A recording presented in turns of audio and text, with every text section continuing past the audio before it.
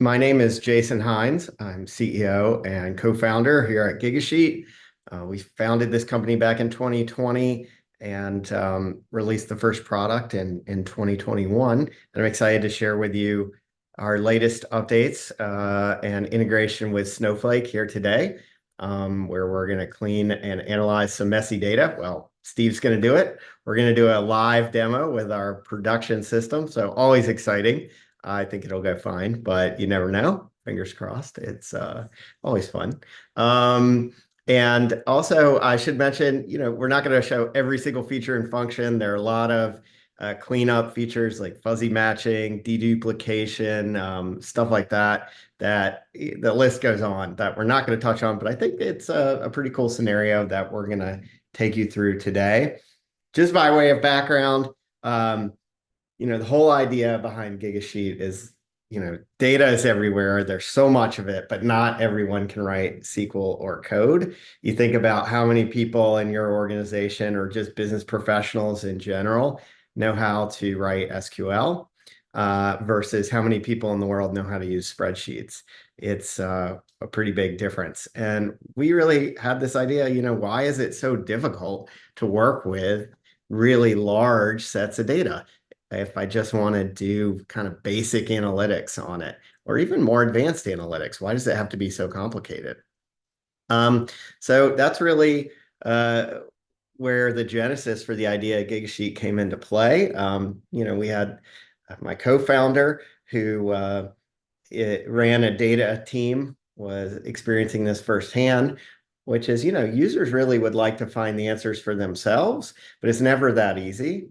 We mentioned the technical skills needed, maybe a SQL or using something like Python or Pandas or even R. But even when you have a data team and support and people who do have those skills, there's a lot of back and forth, a lot of requests and tickets that go back and forth. I know Steve formerly worked at Splunk, and he dealt with this a lot there. You've got BI tools that take specialty training. You've even got everybody seems to have their own flavor of SQL or query language in general. And it's just like, why can't we give it to people in a form that they know how to use, like a spreadsheet? And that's why we invented Gigasheet. And it's really good at data warehouse functions, things like groups and aggregations, like you see in this animation here. But it also scales incredibly well to billions of records. In fact, on Gigasheet, we've processed more than 15 trillion cells of data to date. So it's incredibly scalable, and the user interface is very familiar. It looks and feels a lot like a spreadsheet. There are some things that are different, and you'll see that as well. But it's pretty easy to pick up, which is why we have more than 130,000 people who've signed up for Gigasheet so far. It's just because we make it really easy and approachable and easy to use. So today, what are we going to show you? The product that you're going to see today is Gigasheet Enterprise. It operates on top of data warehouses. It doesn't require any coding and does allow for self-service access by your stakeholders. There are a lot of single-click answers to common data problems, as we like to say. Not much training is required. Usually within about a half an hour to an hour, people can get up and running with Gigasheet. Most of those 100,000 signups that we've had, people on the platform have never had any training whatsoever. And the other cool thing is we have very much a come as you are with your data as you have it. So it doesn't require installation or pre-configuration of much significance. Typically, if you have credentials to your Snowflake handy and access to the necessary tables, you can get up and running in just a couple of minutes. So I should also mention it inherits, because of that, role-based access controls and can work with existing governance things. So there are two ways to use Gigasheet Enterprise. There are two configuration options. There's managed mode, that's what we're going to be showing you today, and live query mode. I'll talk about both and define the differences. The end result is still basically the same in the user interface. It's just how you want to configure the backend. As I mentioned, we support a variety of different popular backends.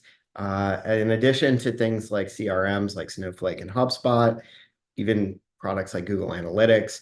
But for the enterprise offering, we're really focused on data warehouses, big data stores, data lakes, things like that. So managed mode, the way managed mode is configured is data is replicated in batch to our backend. We manage the performance. It's sort of a sandbox or ephemeral environment where you can do ad hoc analysis. You don't have to worry about users screwing up the backend data store or mutating data. Data integrity is maintained because it's a copy. However, you can optionally write it back to Snowflake if you would like. So let's say you pulled in some data, you did a bunch of cleanup, and you want to push it back cleaned or enriched. You can absolutely do that in this case. There are also rules you can set for data retention policies and things of this nature. In live query mode, what happens is Gigasheet issues the SQL queries live to your Snowflake instance. This means the data is queried in real time. So if your data is updating constantly, this is really probably the way you want to go. However, the performance is dependent on the power of your Snowflake instance. So it's kind of up to you. And no data is persisted outside of your cloud, which is pretty cool. So if you're very concerned about security things, you may opt for this. We are SOC 2 compliant, and like I said, have data retention policies. So sort of depends on how you'd like to configure it. And optionally, there will be write back for this. That's on a roadmap, and we expect that'll come in the next quarter or so, maybe sooner. This is a brief reference architecture of how it fits in. You probably have these data sources on the left from anything from NetSuite to maybe online commerce platforms. You're doing some ETL data loading. Maybe you're using a product like Fivetran, Snowflake, and Databricks. Other data warehouses usually have data loaders and some ETL as well. You might be doing some data transformations with things like dbt or Python. If you have a catalog and governance layer, Gigasheet can interact with that, or it can go directly to the data store itself. And then typically our users are business users. Sometimes we do have technical teams or data scientists who use it just because it's a very quick and convenient way to inspect really large volumes of data and do some basic queries. If you're dealing with huge data sets and you want to look at it with pandas, you got to load all of it into memory and it becomes cumbersome. This is, one approach that is potentially faster. All right, so we're not going to talk about these two things, but just for completeness, I'll mention them quickly. Gigasheet does have a REST-based API that you can interact with. Everything Steve's going to show you in Gigasheet can be automated via our API or scripted. You can also use tools like Zapier and Make. This is really handy for automating repetitive tasks, preparing data transformations or views for users, or integrating it into a pipeline. Like maybe you have a step where you need line of business user to inspect the data, make sure it looks good, or something like that. And then the last feature I'll mention, again, not talking about this today, but reach out to us if you're interested, and that is enrichments. Enrichments is a no-code method we have, or feature we have in the product that allows you to reach out to third-party data services, basically anything with a REST API. We have built-in templates for things like ChatGPT, scrapers for web pages, geolocation services, things like Google Maps or even Placekey, B2B in context information like from revenue-based, for example. So that's enrichments and the API. So let's talk about this demo that Steve is about to do. This is actually based on a scenario one of our customers had. Now, we've anonymized everything and made a bunch of synthetic data, but we thought it was a good example for a demo.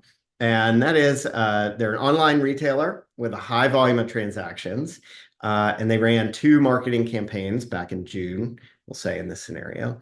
And the executive team wanted to know, which country had the most sales during these promotions and which campaign had the best performance.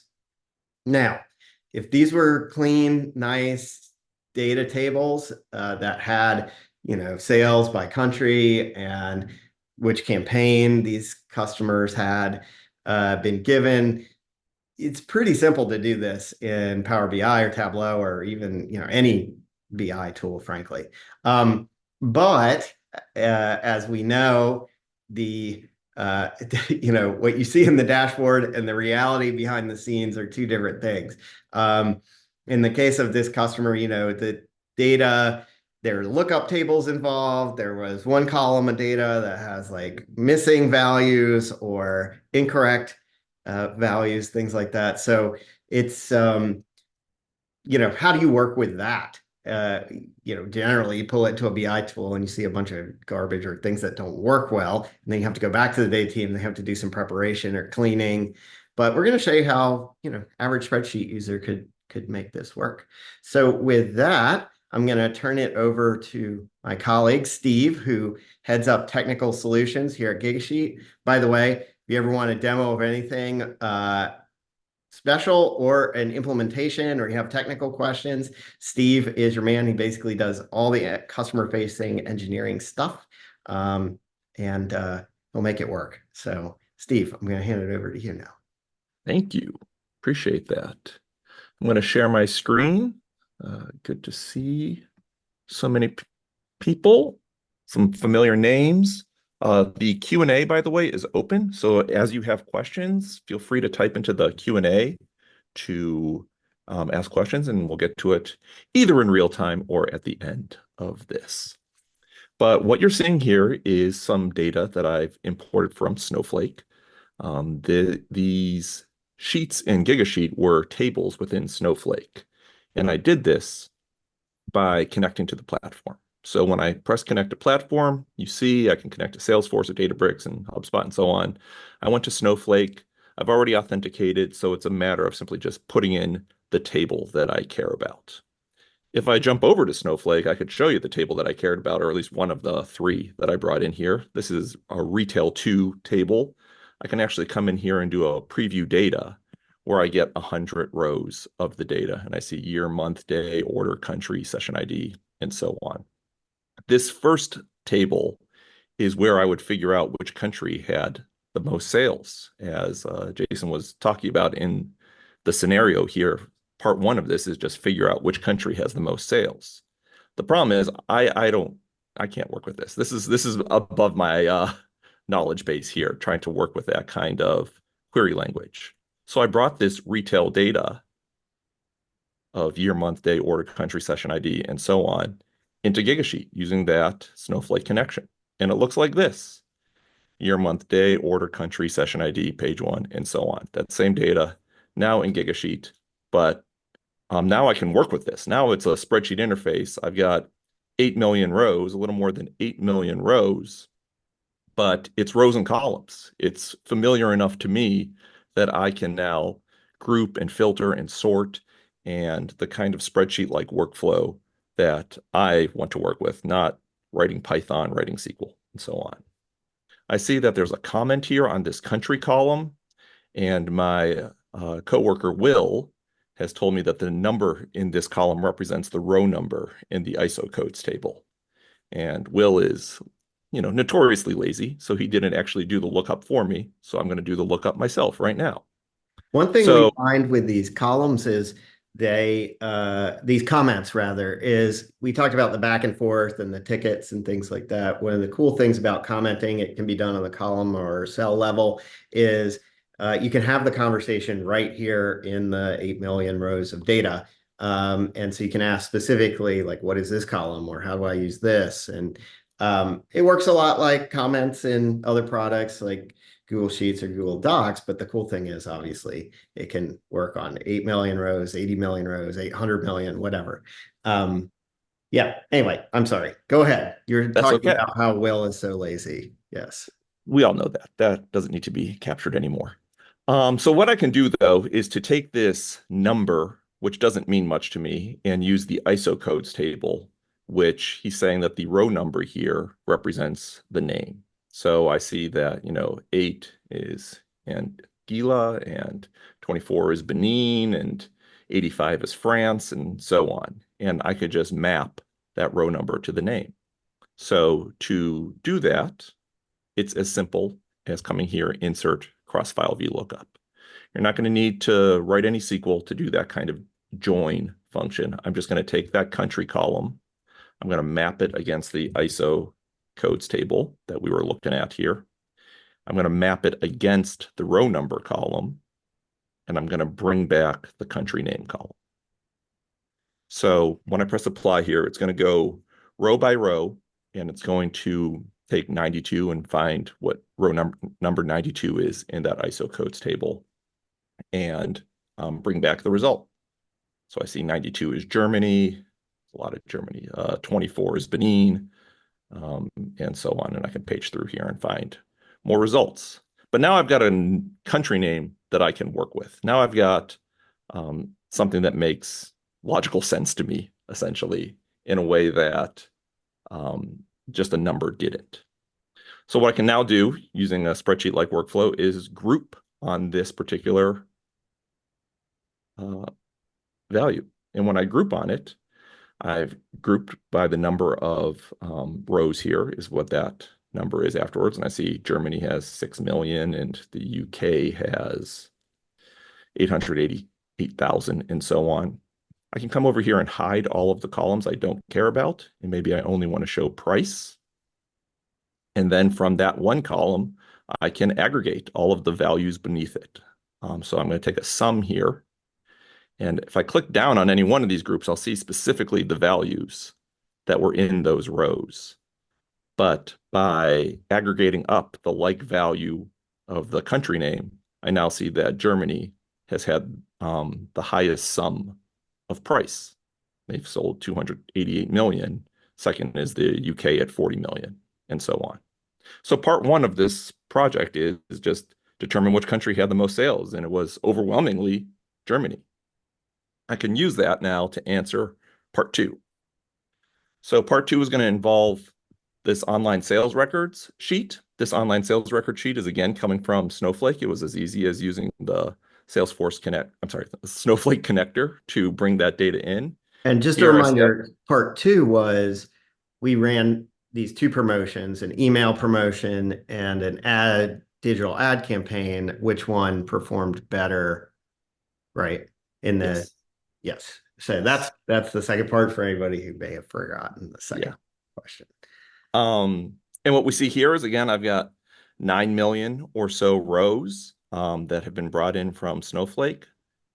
And I can use this data in a spreadsheet-like workflow, rows and columns, filters and groups, to answer that part two of which promotion worked better. So as I scroll through here, just to try to familiarize myself, I see an invoice date. That's going to be helpful. I see that country, so we're going to be able to filter down to the country that we care about, which was Germany. I see a quantity number. I see a unit price column. Quantity times unit price is going to get me my sales volume, which I'm going to need to answer that question. But the problem is that that unit price I see is a text field. So that's probably something I'm going to have to work with. I also see this customer cohort, which isn't particularly friendly to work with. I happen to know that group 3 was the cohort that got a Google Ads promotion, and group 6 was a cohort that got a email promotion. But I want to label that column so that anyone, not just me with my internal knowledge, can work with that. And again, I'm not going to need to write any SQL or Python. I'm going to just come in here to insert if then to do this initial label. So we're going to call this new column the promo name. And if the cohort equals group 3, I'm going to say then we're going to label that Google Ads promotion. I'm going to add a second conditional here and say that if the customer cohort equals group 6, that was an email promotion. If it's neither 3 or 6, the else value, I'm just going to say no promotion and press apply or insert. So again, this is going to go row by row and evaluate, does that customer cohort value, is it group 3, meaning an email promotion? Sorry, group 3 is the Google Ads promotion. Group 6 is an email promotion. Everything else is going to be no promotion. So it's going to insert about 9 million records here. And it'll only just take a second or two. And I'll take this minute again to say, put your questions in the Q&A as you have them. I see some are starting to fill in. But here we go. Promo name is here. I'm just going to move it on over so it's easier to compare. Group 3 was that Google Ads promotion. Group 6 was the email promotion. Group 2, Group 1, Group 4, you're seeing no promotion. So now very easy to make this a deliverable, make this something that someone without internal knowledge of what these weird cohort groups are can actually work with. Next, I'm going to focus on this unit price, which is weirdly a text column and not a number column like quantity, because again, I'm going to need the unit price. I'm going to need to be able to do math. And if you know anything about spreadsheets or Snowflake or stuff, they really want that type to be correct so that you can do math on this column. So I'm going to need to figure out what's going on here. And as I scroll through the values, very Microsoft Excel-like, where you can just kind of see all the available values to filter down to, I can scroll way down. I see, oh, there's a number of dates here. Somehow, the nature of big data is that files get combined, files get merged, rows get appended, and sometimes not all the fields line up in the correct place. So in this otherwise pristine column of prices, I've got a bunch of dates. How can I deal with this? The easiest way is to just come up here and change the data type. So I'm going to go data, change data type on that unit price column. And what this is going to do is it's going to take the values within that column and when possible, make them a decimal number. When I press apply here, you'll see that it's going to convert that column. And where 8.25 can be resolved to a decimal, it will do so. If the value is not a decimal, if it's a date, if it's text or so on, it's going to ignore it. But it will result in a column that I can now do further on actions with, assuming that it's a number. So I'm going to be able to do math. So one Again, thing you saw that pop up that popped up, and basically Steve just said okay or dismissed it. But one thing to notice is actually what's happening here is we keep the original column. So if you ever needed to go back and maybe there was data stored in this unit price column that was important or relevant, it's still there. It's just that we've created a new unit price column, which is only numbers. And if you needed to go back, the data is still there. It's just been hidden. So, sometimes that happens where you have relevant data there, but now it's something we can work with. So now you can exactly. do math, yeah? Yes, exactly. And well, first I'm going to do is I'm going to filter out the empties here. So the unit price is the new column, So which is basically, not if a it number. had text or not a number in it, it just makes it blank. Exactly. So I want to see the ones where it's not empty and press apply. And what that'll do is it'll give me the 9.295 of the 9.326 million rows as I see down here. So something like 30,000 columns were Rows, empty. In fact, 30,000 I'm rows. sorry, 30,000 rows were Yeah. empty. So In not fact, much. I Small could percent. Yeah. a very small percent. If I wanted to, I can see specifically the ones that are empty by saying, show me where that is empty. And it will filter down to every place where we had bad data. And we can interrogate that. But I see it's 31,000 of the 9.3 million rows are bad. I want to work with the ones that are good. So I'm going to go back to the unit price is not empty. So now I've got, I'm going to hide that old column with the unit price as plain text. So now I can do some math. I can do quantity times unit price to get a sales amount. Easy enough to come here, this plus in the top right to create a formula. Again, very similar to Microsoft Excel. So I'm going to call this new column sales amount. I'm going to use the round function, which works very similar to Microsoft Excel. But compared to Excel, we use column names and not cell references. So I've got this quantity column here that maps to this. I'm going to choose quantity times unit price, which is this. I'm going to round that value to 2 digits and press add column. So that's going to multiply this by this and round the resulting value to 2 digits. Don't need to do the round, doing it just because some of these can get, 13 times 1.65 could end up with a long string of digits that is more precision than I particularly need in this being currencies and so on. The difference between Excel formulas and these are they operate on the entire column. The columnar level. So I've cleaned up my unit price column. I've created my sales amount. I've labeled my promotion, and I know which country is the most. So I can now start answering that question that was posed at the start in terms of which promotion had the best effect. So I can come back here to my filter box, and I can start adding some conditions. I know that the country is Germany. I know that the promotion ran in June, and I want to compare it to May. So I'm going to use that invoice date column to be invoice after May 1st. And I want my promo name column, that label that I created, does not equal no promotion.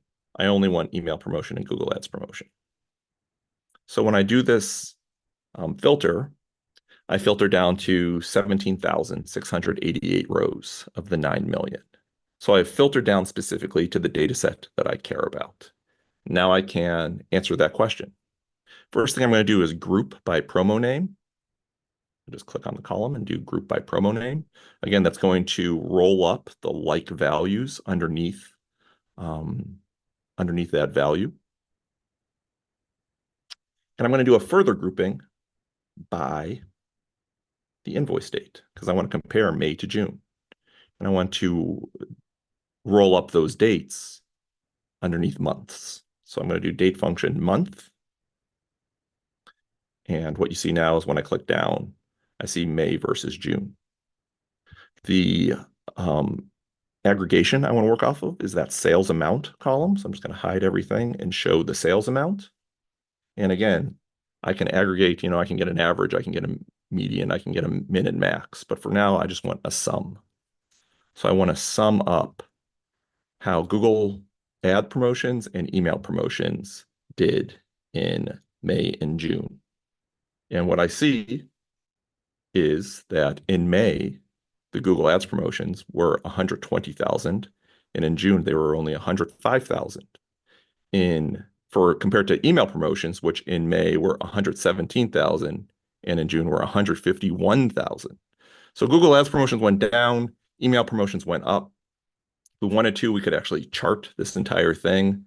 We don't consider ourselves a visualization company. We normally see people take our data and push it to visualization tools, but you do have the option here to just say, May versus June, email versus Google Ads for something very quick to visualize that the Google Ads promotions went down, the email promotions went up. Yeah, and as Steve mentioned, there's like a one-click option to push to Power BI or Tableau or Looker or Domo or whatever you use. So often, if you want to really build a true dashboard, lot of great options on the market for that. We tend to stick with like the analysis and the data. And getting you access to that raw data underneath. Exactly. What I can also do is I can save this view. So I'm going to save this view as my Germany analysis. So I can come back to this anytime. So this is just like a bookmark of how you have all these filters, groups, and exactly sorts, fields and stuff. Exactly. And I can now share this with Jason. I was just going to ask you, I was like, could you share this with me? Here's dying for this. Germany was the top selling country. Email was the better promotion. Invite. And now he'll have access to this online sales record.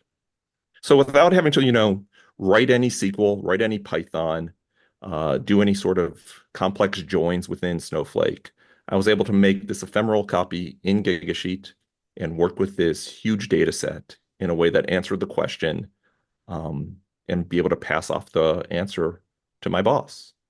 Yeah, Um, and if one is you could just leave it here in Gigasheet, or optionally you could write it back to the underlying data store, in this case Snowflake, so that it's in there, and that can be configured based on data team's requirements. Maybe it goes into a different table, um, or it can be done in such a way that you maintain the lineage of who changed what when. exactly. Very cool. Thank you, Steve. It Thank you. worked. You did it. I did it. So I think with that, we will open it up. But let's dive in. We've got a couple in the Q&A panel here. Uh, Steve, do you want to take that first one, or you want me to? Why don't you take it? All right. Oh, I just see a couple more that came in. Uh, how frequently can the data be copied? So there's actually a place in where you set up the configuration. Do you want to show that, Steve? I don't know if you're able to, but basically where you can manage your imports, and they're done on a scheduled basis. So you can yeah, there's basically a scheduling thing here where you can pick how frequently you would like to refresh the data. Um, so you just pick the schedule here, and whether you want to create a new file or not, and so forth. So it's really up to you. If you want to do it that way. Obviously, with live query mode, it's live, so whatever's in the database. Um, And then the follow-up question was, how often is it deleted? Yeah. And, So and you set your retention policy. So you say we want files to be deleted every rolling 72-hour basis, or 24-hour basis, or 1 week basis. So it really depends. We got two here that are kind of related, like what comes in the enterprise package and what is the pricing like. So with the enterprise package comes a data connector to a data warehouse, like Snowflake or Databricks, for example, or Redshift. And it also comes, it's priced by users. So the number of users who are editors, people who can manipulate the data, create new columns, delete, edit, basically, you can think of. And then viewers. Viewers can query, filter, group, and sort the sheets. So usually it comes with a handful of editors and a large number of viewers is typically how it's priced. And then based on the amount of data you want to process. So I think it starts at 75 gigs of storage, or maybe it's or I'd have to go back and look. So basically, you have the storage or data processing, and then number of viewers and editors. It's usually pretty straightforward. I guess I'll ask you this, Steve. yeah.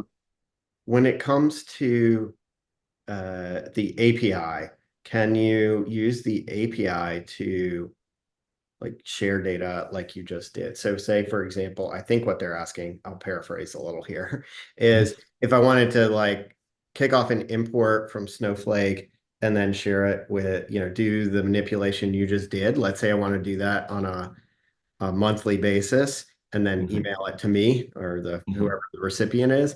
Like, is that possible with the API? Yeah, totally. I mean, anything that you're seeing in the user interface, we can do with the API.